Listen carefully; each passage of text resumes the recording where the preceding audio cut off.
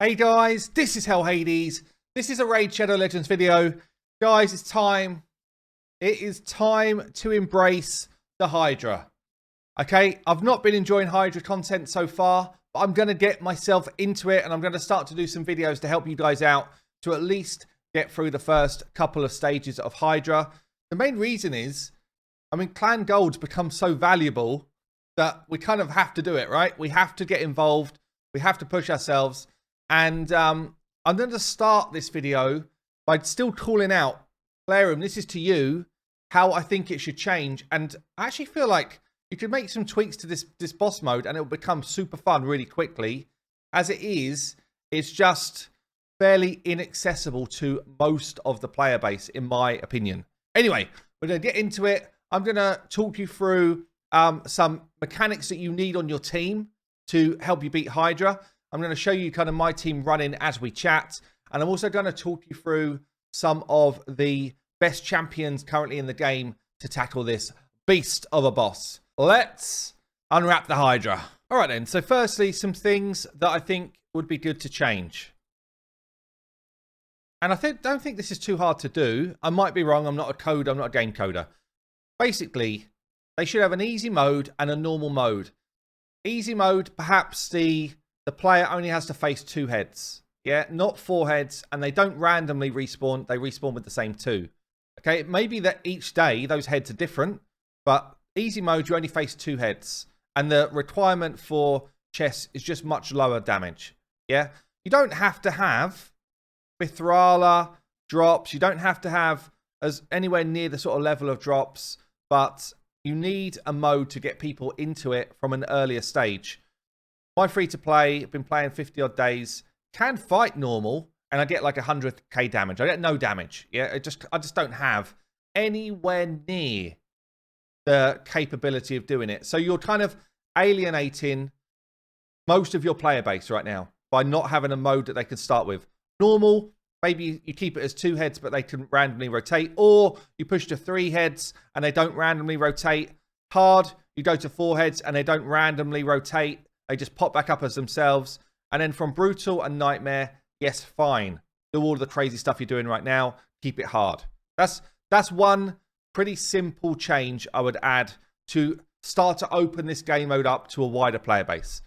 The second thing, which I think is just common sense here, is change the reward structure a bit.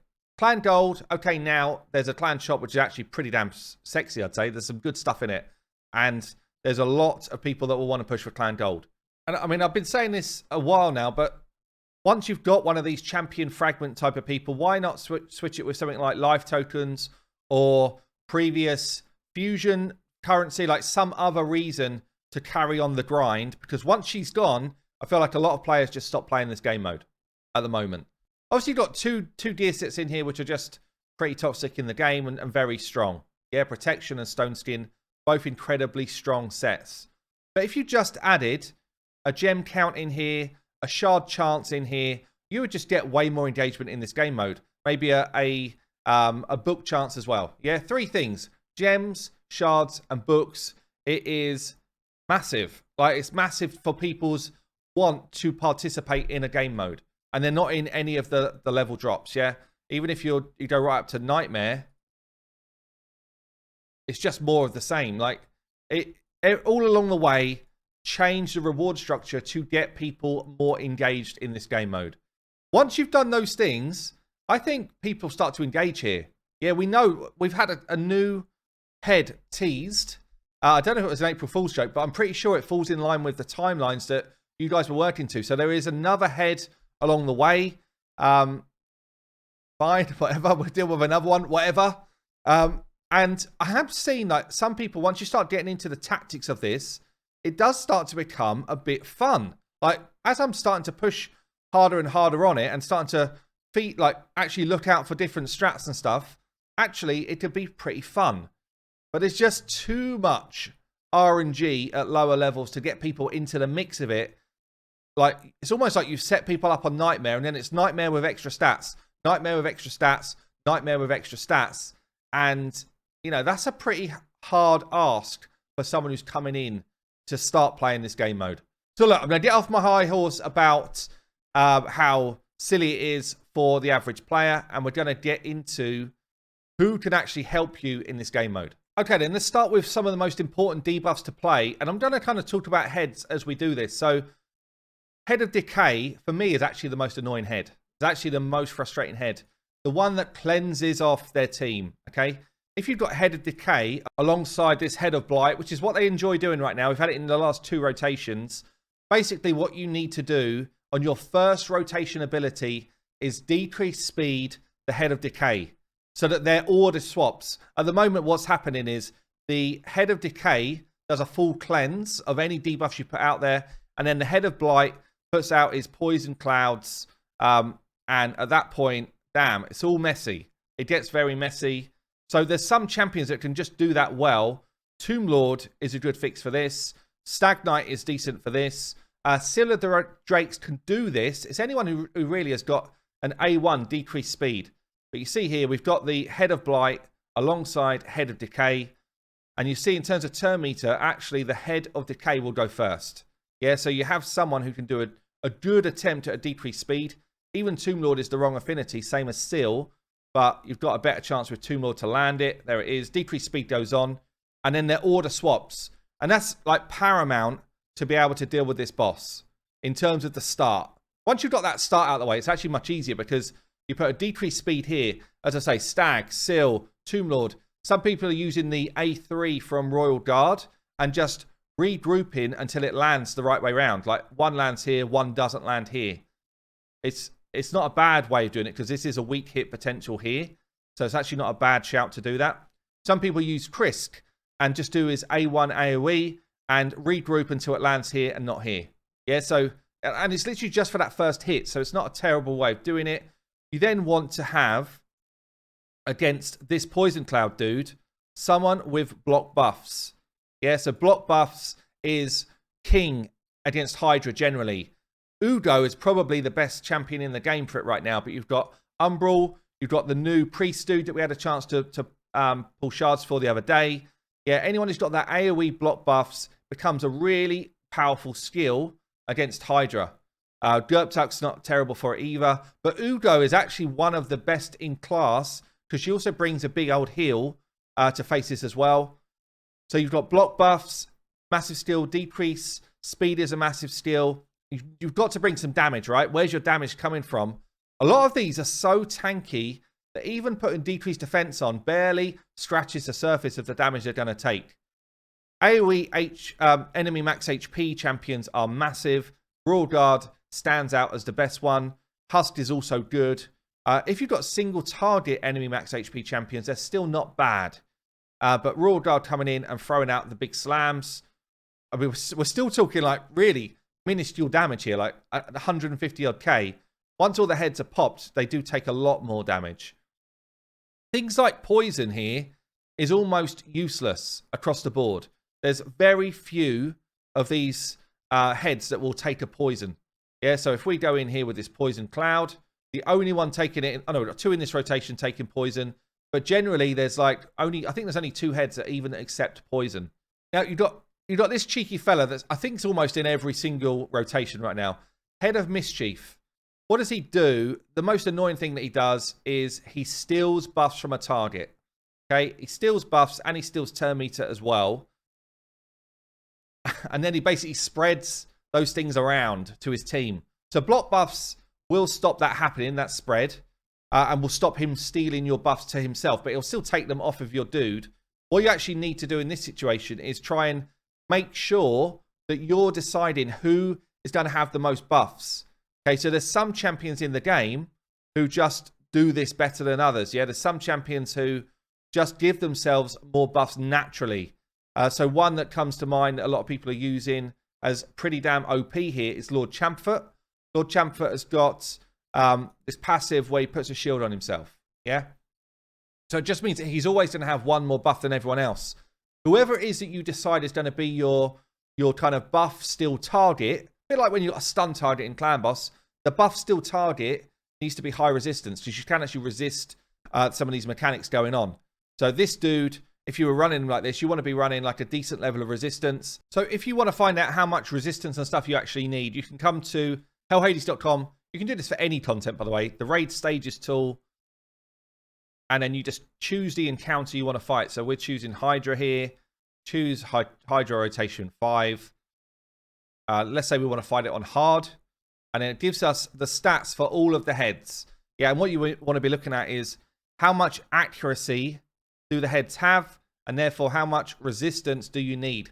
There's actually quite a big number. Just for hard here, we're looking at like 400 odd resistance. So it might be that you want to bring someone with a resistance lead, and then you run the right amount of resistance to deal with the lead score plus the resistance you need.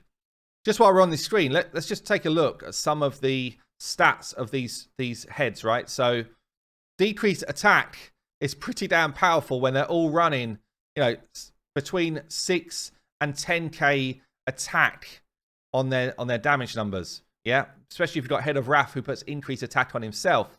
So decreased attack can be pretty damn useful. Decreased defense is good against some of these. So you want to know who's the tanks and who should you hit. So anyone with the lower level of defense, Mischief, Blight, Head of Decay, Head of Torment, Head of Wrath, all of these have got a very much lower level of defense versus Head of Suffering, who's an absolute tank. Even with decreased defense on him, he's still like almost at full defense mitigation. It's fairly pointless pummeling damage into him. Okay, so you want to make sure that you're picking your targets well for those AoE slams or for those enemy max HP hits. Also, this content is different from... let me just finish talking about this, actually.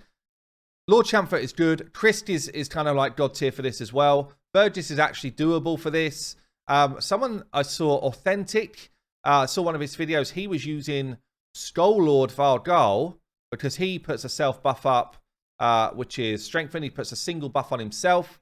Therefore, he's always going to have one more buff than the rest of the team. And he's also doing the AoE decrease attack. A lot of people have got him sitting in the vault, so it might be a use for someone that perhaps you don't use at the moment. But basically, you want to be hand-picking the dude that is going to tank the buff steal and make sure that you build that champion specifically to deal with it. Now, what I was about to say there is these builds are different from any other content in the game, and it's actually what makes it less accessible to most players. Okay, even endgame players, if they want to hit multiple heads, I'm hearing that they're swapping gear around different champions. So let's say they've got 2 Ugos. They're swapping gear from Ugo 1 to Ugo 2 just to get the content done rather than gearing out enough people because it's just so gear intensive. But when you're looking at, you know, gearing for clan boss, no, sorry, for Hydra clan boss, it is actually very different. So if you take my Ugo, for example, I'm just trying to pump the right stats. I'm a little bit short on speed. I'd prefer to be on near enough all of my champions around 250 speed. By the way, I got some of these ideas, these stats and stuff from Sophia, who has been working really hard on Hydra, by the way, and doing a good job of it. So, you know, she was basically saying, like, you want your team running a similar sort of speed. You don't want people kind of gapping speeds. You want a pretty consistent running. You know, good defensive stats.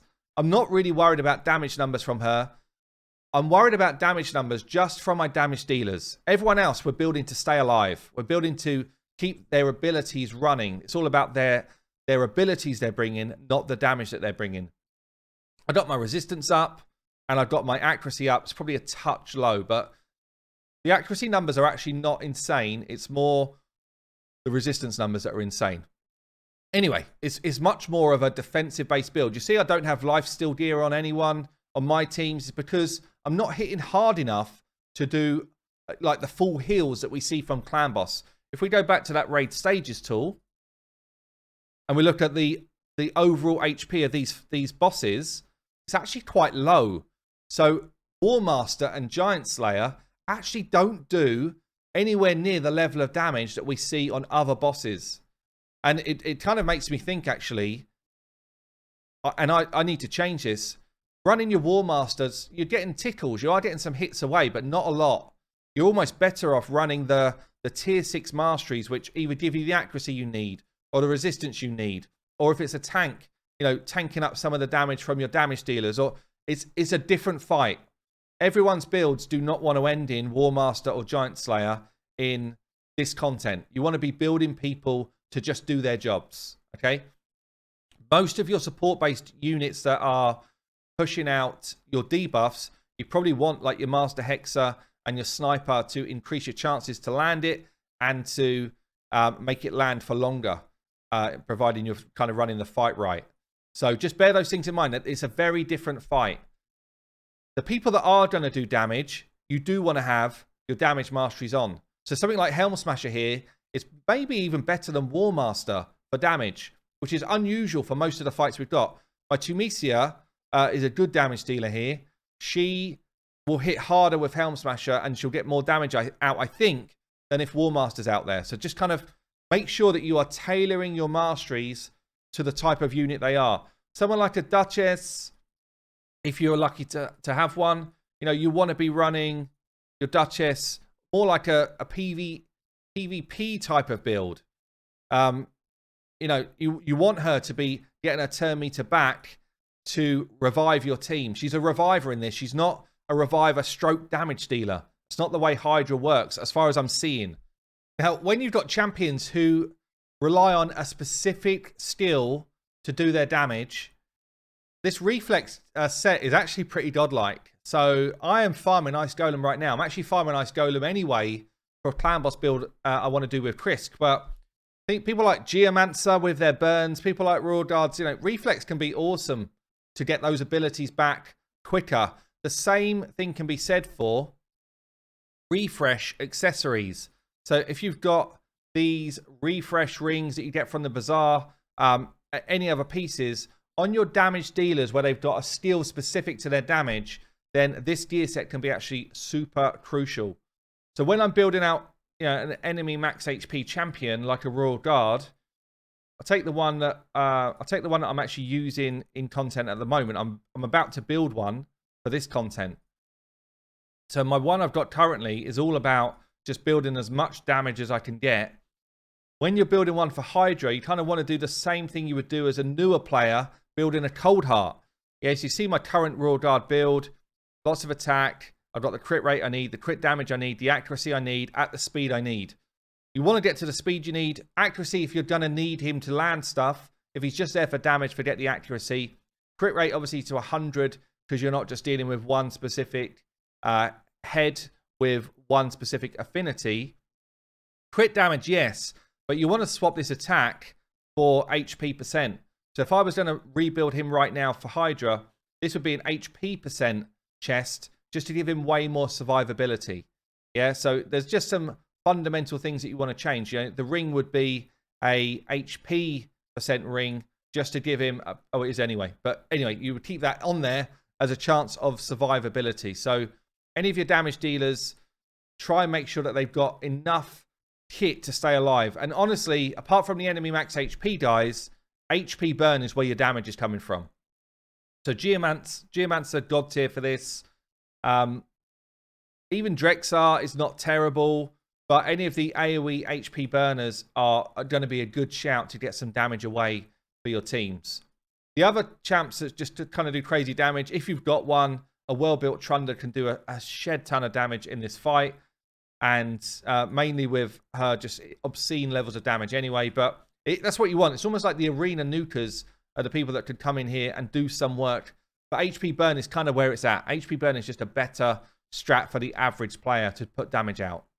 So when I'm building out my Royal Guard in the Optimizer, by the way, the Optimizer's had a boost in terms of the amount of PCs it can deal with. We changed the GPU requirements, so it actually works with a lot more GPUs now, which is cool because the GPU part of the Optimizer is a stronger element. But I'm looking at a high level of health, some defensive stats, the speed I want, the accuracy I want, the crit rate I need, and then I'm saying give me as much crit damage as you can using a balanced build.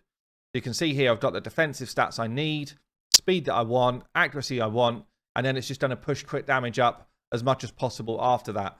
So the only other way you would do it is if you want to keep reviving your damage dealer, which is another strat, by the way. You could just have someone keep picking them up. But I'm thinking here, stay alive, please, Royal Guard. I need you in the fight. If you don't have one of your two damage dealers in the fight, when one of them gets eaten, Who's getting the other dudes out? No one else is there to get the other people out. Okay, then one of the other heads to talk about, head of tournament when it's in the rotation. This is the guy that puts out the fears and the true fears. You basically have got to have Perfect Veil on your team or Shamail on your team. Yeah, so you've got to have a Duchess or a Tatura. It's someone who's going to give you that Perfect Veil all the time. Or you need Shamail. Otherwise, he just absolutely pulverizes your team. The other one's talked about here is Head of Wrath when it's in the rotation. He can just wipe your team. Yeah, so putting a block buffs against this dude is really effective. Decreased attack against this dude is really effective as well. But just got to be aware that this guy popping up can absolutely annihilate everybody in your team. Okay, then let's show you a couple of teams. So I'll show you a team for normal. I'll show you a team for hard that I've started to build out. Not like perfect builds, anything like that, but gives you an idea of what I'm looking for in my builds. So for normal, let's go with some kind of fairly obtainable champs. Don't forget, this is even from normal, it's kind of like end game content in terms of the challenge. So don't expect to just be using a whole bunch of rares. I've got Stag Knight who's going to do that decreased speed for me at the start. I've got him high HP, bit of defense, good speed, and enough accuracy to land his stuff. He's also going to give me decreased attack, decreased defense. The Stag's in there for a couple of jobs. I've built out a Husk to do my enemy max HP hit. I've got him in reflex gear to try and get back to that as often as I can. And I'll basically turn off his A3. Again, high HP, good amount of damage to do his hits, good amount of speed. That's all I can kind of care about on him. We are going to run a, who else did I have? Drex for HP burn. So when we take hits, they take burns. Where are you, Drex? Not changed his build from like a Doom Tower build. 250 speed, good amount of defensive stats, accuracy, and some resistance. Don't really need the resistance. That's more like a Doom Tower build, but it is what it is. Anyone that you've got resistance on is not bad, by the way, because it just helps to sustain. I'm bringing in the Bishop here for the block buff ability. Again, only because I recently got him and I think he makes some sense in this lineup. So he brings an AoE block buff ability. He's also giving increased accuracy to me. Not that I need it really with the builds that I've done.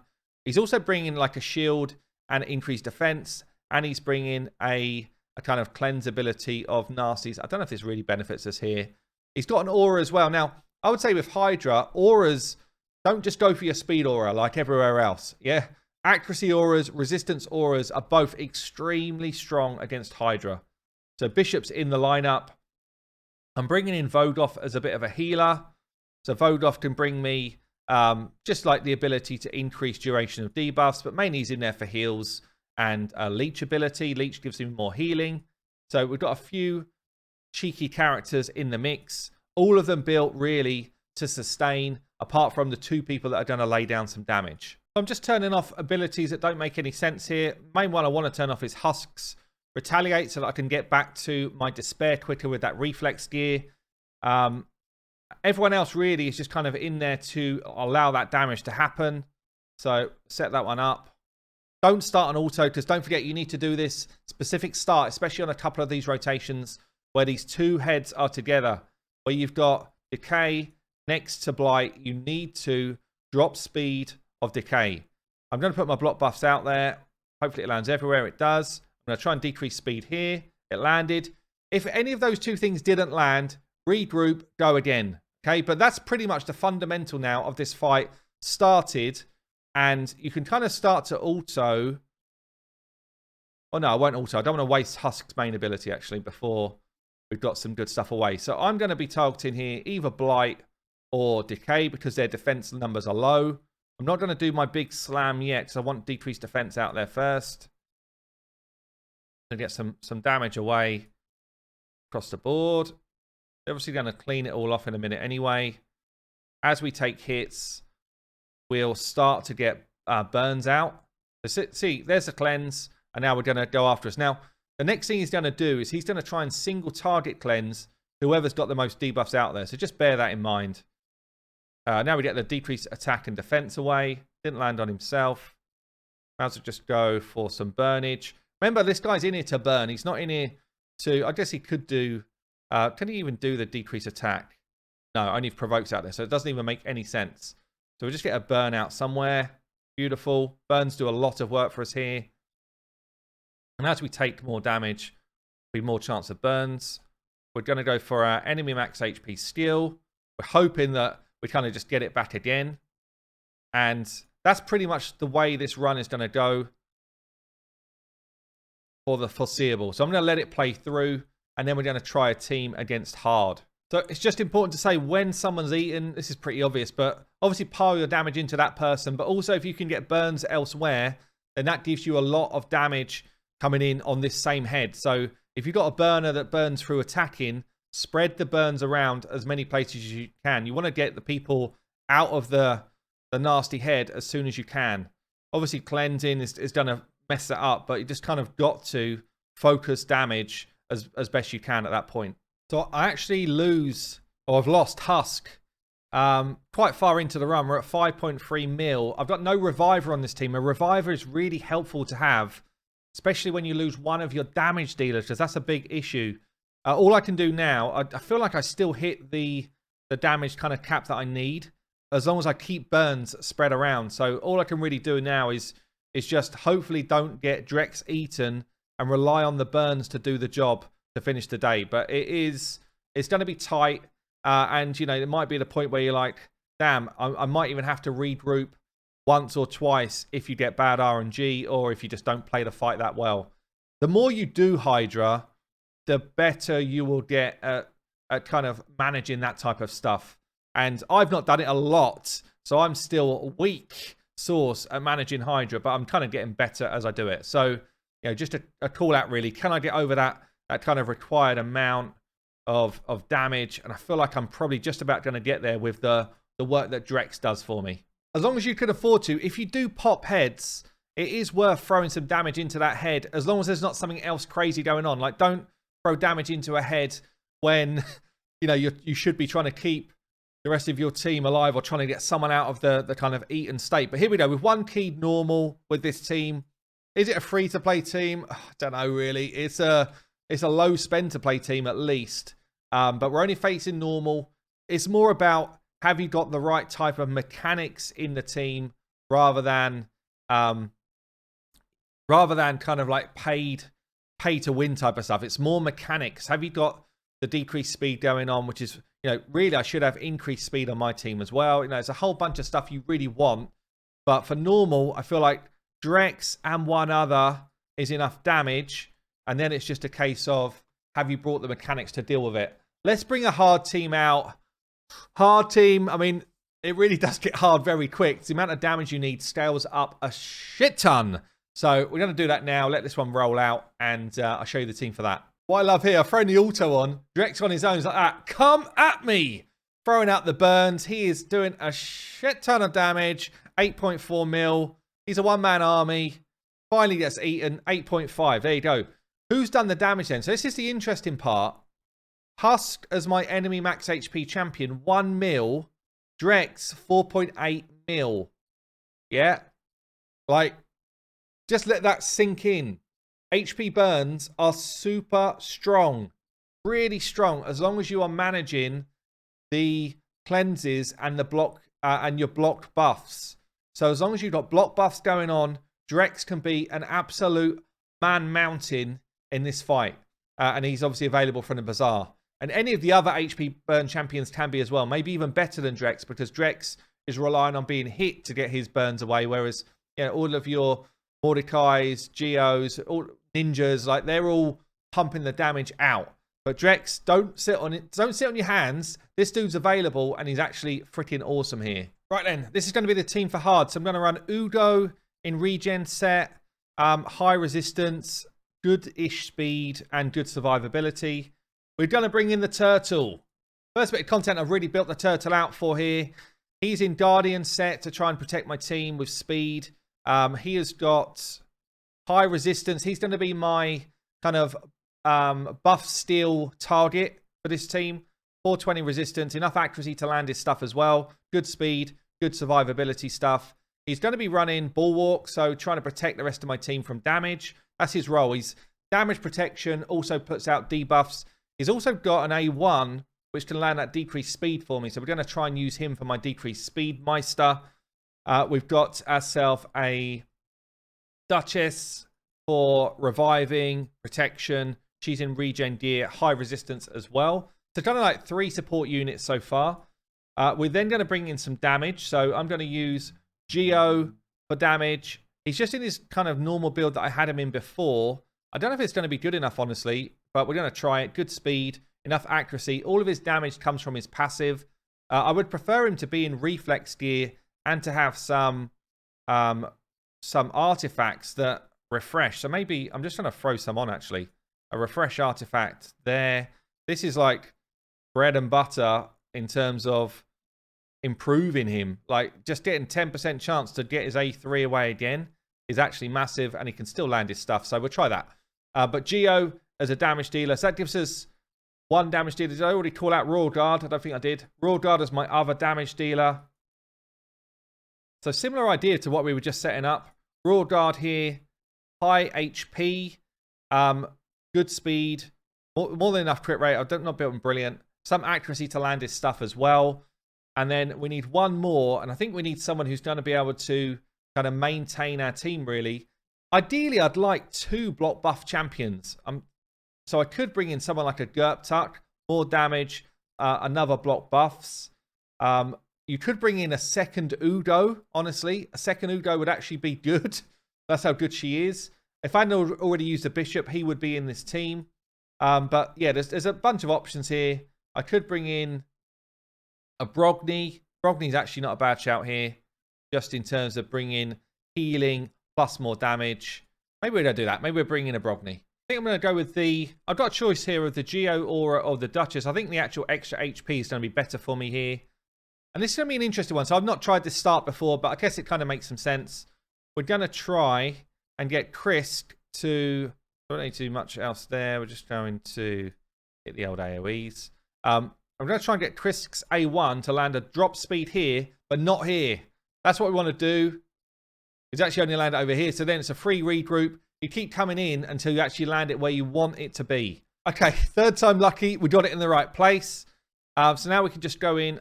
Decrease accuracy on the A1 from Geo is actually nice, especially if you've got these resistance builds. So, not being funny, even with this beast of a team, I'd say pretty well geared. Maybe not like crazy geared, but pretty well geared. It just takes like a couple of bad chunks of RNG going against you. Like the fear head pops up and you weren't ready for it. Or when it tends to be when the heads re-pop and they start to go out of their normal sync. And it's like, I didn't have my block buffs in the right place. I didn't have the burns available at the right time. And then before you know it, one dude gets eaten and then the timer starts to become really quick. And it's just hard. Like, it's really hard once you get up to, you know, I don't know, like turn count 90 or so. So look, I'm going to end up 2-keying hard on this run. But hopefully this video has given you some ideas, at least, of how to beat normal. Like, if you can beat normal, you're on the path. But, damn, Hydra, still a beast. You see my damage kind of numbers here. Royal Guard 4.4, Geo 5.6. Everyone else in there really just to offer some support. I did get a bit of burnage away from Brogni. But, yeah, Hydra, hard. It's hard. Anyway, hopefully that video's helped you out a bit. I will keep trying to improve what I'm doing and share it with you guys.